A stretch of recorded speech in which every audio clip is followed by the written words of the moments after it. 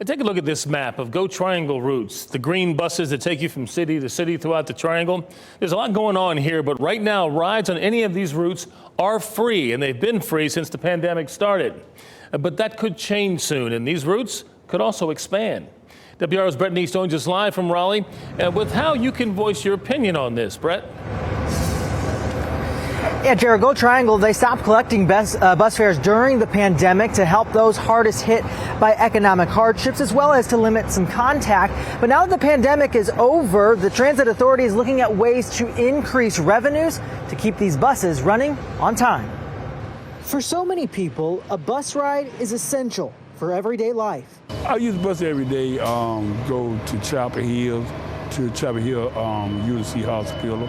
Over the last 3 years, these rides on GoTriangle buses have been free. Officials with the Transit Authority tell me without those fares, GoTriangle would lose out on about $2 million a year over the next 5 years. Money they say is essential to providing reliable services. We're looking at all different levels of revenues to fulfill our budget needs. Through an online survey, GoTriangle wants your input.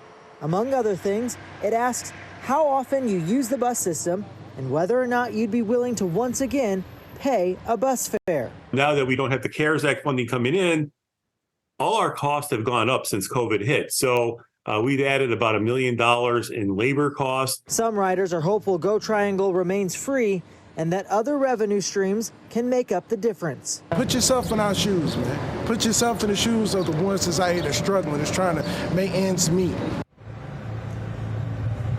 GoTriangle has about a $40 million operating budget. Without these bus fares, they'd have to fill that gap with some sort of other revenue source to make that work. But they do have that online survey that we talked about that's available right now. It's been out for a little while now. It does close tomorrow, so if you want your voice heard, go to this story on WRAL.com.